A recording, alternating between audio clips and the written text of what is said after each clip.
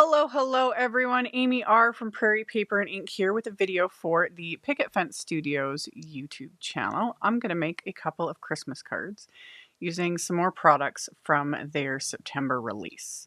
I will have links to everything I used in the description box below the video. I'll also link to the September release because it's definitely worth checking out if you haven't already perused all of the wonderful products that they released.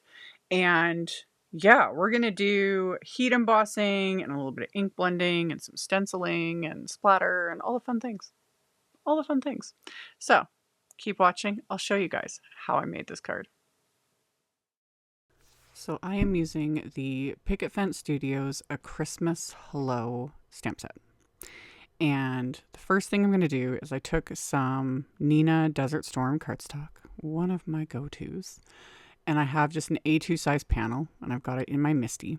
And I'm stamping this big branch from the set with Rustic Wilderness Distress Oxide ink, because Oxide inks and craft cardstock are just meant to be in my books. I don't know. I love how they look. So stamp that. This is going to be just kind of a background element. And then after I stamped it, I've got my this is the big paper inking palette from Picket. This is the 8x8 one. I love my grippy mats. I have many of them because I do this as a job, so I have many from different brands.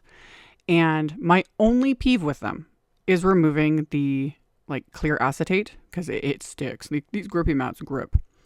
And because I have multiples, I switch between them. They're all wonderful. I cannot take credit for this, but these mesh bags, and I'll have a link to them. Many brands now offer mesh bags like this, and someone forwarded me this info, and store your grip mats in those. It'll cling to it, but not in the same way it clings to those acetate sheets. I wanted to show it and give it a thumbs up because for me, it's a game changer.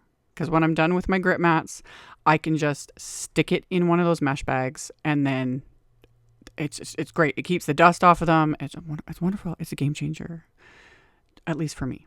So 2 thumbs up for that. Anyway, I don't take the acetate sheet off the back of my paper inking palette. So it slides around on my work surface. That to me is actually a bonus because then I can rotate it, wherever I need it to go. Because I only need the top part to grip. It's holding my paper in place and it's holding my stencil in place. That's what I want. That is perfection for me. But if you want to take both off, you can. I will say though, especially these big ones, and the Picket one is just so nice and grippy. Be careful sticking it to glass. It is not easy to lift up. So that's another reason why I keep that acetate on there. But also for me, it's just that way I can rotate it, slide it around, get it out of the way. So I'm using the Christmas Tree Farm 6x8 stencil. And the Paper Glaze Luxe, the seasonal holiday sampler set, you get a red, a green, and a white, which I love. And I'm using the green one. This is Holly Leaf Green Luxe Paper Glaze. So it's got just a little bit of shimmer to it. It's really pretty. And I applied it over the stencil with a palette knife. And then as soon as I was done, clean off my stencil, clean off my palette knife, I wipe off my grip mat, and it's good to go. Do not use abrasive cleaners on your grip mats or alcohol. I just wipe it off with an alcohol-free baby wipe. If it gets really gunked up with paste, things like that, I'll quickly wash it in the sink. Don't soak them in water either. You clean them like you would clean your photopolymer stamps. They will stain over time.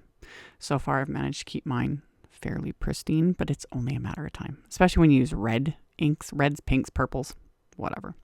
Anyway, after I did that stenciling, I set those panels aside to dry, and I grabbed more pieces of Neenah Desert Storm cardstock, and I'm stamping that big branch image with the Rustic Wilderness Distress Oxide ink. And I'd use my anti-static powder tool on it, and then I'm using Rustic Wilderness Distress Embossing Glaze over this. You could just use clear embossing powder, because I'm not doing anything fancy. This isn't a special technique or anything, because you can do all sorts of things with the embossing glazes because they're transparent. They're not opaque. The biggest thing is if you use the same color, in this case, Rustic Wilderness with Rustic Wilderness, it just intensifies the color and deepens it, which is kind of what I was aiming for. But again, you could totally just use clear embossing powder. It just won't be quite as dark as this turns out. So this is going to give it, just a little more depth. And then, of course, the raised, shiny look, which is fabulous. So I had stamped these bows onto the cardstock, covered them with the Rustic Wilderness embossing glaze, funneled the embossing glaze back into the container and put the lid on it so I don't knock it over with an elbow. It's happened. And then melted those with my heat tool. And then I used the coordinating wafer die to die cut this out. And I was going to leave them just as is after die cutting because it's like they're shiny and just the intensity of this color. It's like perfect for Christmas. But I decided I wanted to add just a little bit of ink blending just to give it that little extra something. And since it's been heat embossed, it's going to resist any ink blending. And since I had used the Rustic Wilderness embossing glaze, I can just use the Rustic Wilderness ink and there's a difference. Because brain stopped. If I had just used clear embossing powder and then blending this, you'd see it, but it might be a little off, if that makes sense. But I used a very light hand. I used one of my Picket Fence blending brushes and just a little bit of that Distress Oxide ink and just lightly blended it around the edges. Nothing too crazy. Because Oxide inks have pigment in them, that ink is sitting on top of a lot of the embossing. So I just take a cloth and rub it over the top of this now that I'm done my blending, and that just removes any of the excess ink, brings back the shine of the melted embossing powder, and then we're good to go. So I set those aside. I grabbed another piece of Desert Storm cardstock, and then I put the 3 little ornament images from this set onto it. Same thing, use my anti-static powder tool. This time I'm stamping these images with just clear embossing ink and then flipping this around, doing it a second time. And then these I'm going to heat emboss with just gold embossing powder and pour that over, tap off the excess, and then melt this with my heat tool. So once I've got these embossed, I am going to do the most simple watercoloring. Like anybody can do this. This is as basic as it gets. I'm going to use just one Distress watercolor pencil and a little water brush just to fill in these ornaments. My Distress watercolor pencils, I have a palette that I made. I just took the shavings, put them in a palette. I have a video on my YouTube channel that I did last year, showing how I did this. But you can also just take any watercolor pencil. It doesn't have to be Distress. But I do like my Distress watercolor pencils. But you could also just hold the pencil and pick up the color with the water brush directly from the pencil. I have the palette because this is more convenient for me. This is what I like to do. And then, I got a little water brush, swirl it in the color, paint it on. Like I said, simple. There is zero skill necessary for this. And because these images were heat embossed, they, again, resist the color because Distress watercolor pencils, they have pigments in them as well. So they will, if it was just stamped, the pigments will sit on top of stamp lines. So I generally like to heat emboss before I do actual coloring with them. So I filled those in, let that dry, which took no time at all. And then I die cut them with the coordinating wafer dies and set those aside. And then I'm going to use my little palette to add a bit of splatter with that same red, because that's another thing I've been loving with my Distress watercolor pencils is using them for splatter because, again, they're opaque. So it shows up on darker cardstocks like the Desert Storm, etc. So I wet my fan brush with just water and then swirled it in that color and then splattered that on the backgrounds as well as on those embossed branches. And then decided to add a little bit of gold as well because you can never go wrong with a bit of gold splatter. So I just used my Gansai Tombi Starry Colors for that.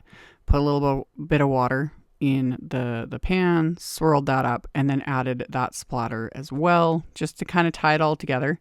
You always got to go easy on red splatter, especially with holiday cards, things like that. You don't want to do too much and make it look like a crime scene, unless that's what you're going for. You never know. It depends on the theme you're going for, but just a little bit of the red was fine. And then the gold, and same thing, set those aside again. And then I've got just a little scrap of red cardstock that I put into my MISTI, and I'm going to gold heat emboss one of the sentiments from the set, the one that says A Christmas Hello. So anti-static powder tool on the cardstock, stamp the sentiment with clear embossing ink, flip that around, stamped it a second time, and then use the same gold embossing powder on this, coat that, tap off the excess. I'll melt this with my heat tool, and then I'll die cut this sentiment with the coordinating wafer die, because the coordinating wafer die set, the dies in it, die cut all of the images as well as all the sentiments, which also love. So got those melted, let that cool off for a second, use my microfiber cloth to remove that excess anti-static powder, and then die cut those sentiments. And then my backgrounds are completely dry, so I ended up trimming these down because they were originally A2 sized. So I ended up trimming these down to 3 3/4 by 5. Yes. And then I also ended up trimming down some of the same red cardstock to just slightly larger than that. And I'll mat those together when I assemble the card fronts. And then my card bases are top folding A2 white note cards. And I have them lined up in my MISTI. So I've got the inside of the card facing up. I put a piece of Post-it tape right at the score line so I don't stamp past the score line. And then I lined up that branch, so I stamped it along the top of what will be the inside of the card with that Rustic Wilderness Distress Oxide ink. And then lined up the second card base, did the exact same thing, masked it off right at the score line, inked up the stamp, stamped that onto the inside. And then I took another sentiment from that set. This one says, "It's time to celebrate." So I'm going to line that up, and that one I'm going to stamp with Candied Apple Distress Oxide ink. So get that lined up, ink that up, stamp it, and then repeat the process on the second card base. So both of the insides are now complete. So now I can start assembling my cards. So like I said, I cut some red cardstock slightly larger than my card front and adhered those together with some craft tacky glue. And then I'm going to adhere these to my card bases.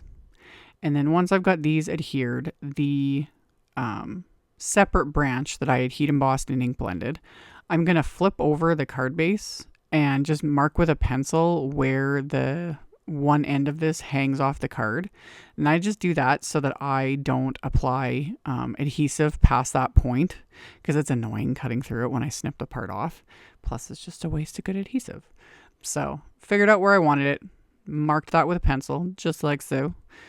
Did the same thing with the other one. And then I'm going to put some Big Mama foam tape on here, which is very, very thin. So it's going to give it just a little bit of dimension without adding a ton of bulk. Although you could use regular foam tape for this. It would just create like more lift. So applied the foam tape to the back of this. And then once that's in place, I can then peel off the foam tape and stick this to the front of my cards. So this is what I was saying about the first one that I stamped on the background. Like it's just kind of like filler. It just gives it that little extra something. So adhered these and then flipped the cards over and just used the edge of the card base as my guide to trim off the excess little bits there. And then the sentiment, I decided to just adhere directly to the background with craft tacky glue. And then the ornaments, I'm going to adhere with just thin foam squares and tuck them in as if they're like hanging off that little branch, just like so. And then as a final little bit of bling, of embellishment, I have the North Pole gem mixes. And I just added little dabs of glue and then picked these up with an embellishment wand and then pressed them into place. So this will give just a little extra sparkle. You know, I've got the shine from the gold splatter, the gold heat embossing, the stenciling, the holly leaf green, paper glaze Luxe. It has a little bit of a shimmer to it, like I said, but it's subtle, you know. So the bling just gives it that little extra something. So yeah, just a little dabs of glue. Dig through the gem mixes. I really like the Picket Fence gem mixes. I'm not like, man, if I had these as a kid, I would have just sat and played with just these. There's something ridiculously satisfying digging through these containers.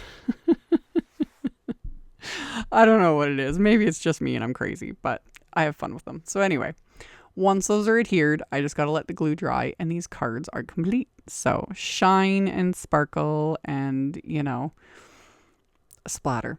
I love my splatter. And yet it was still kind of subtle. Who'da thunk? So like I mentioned in the intro, I'll have links to all of the things in the description box below the video. So if you just expand the description box, everything will be listed and linked there for those that are interested. Thank you all for hanging out with me, for thumbs upping and commenting. Subscribe if you haven't. And I'll see you all very soon in another video. Bye.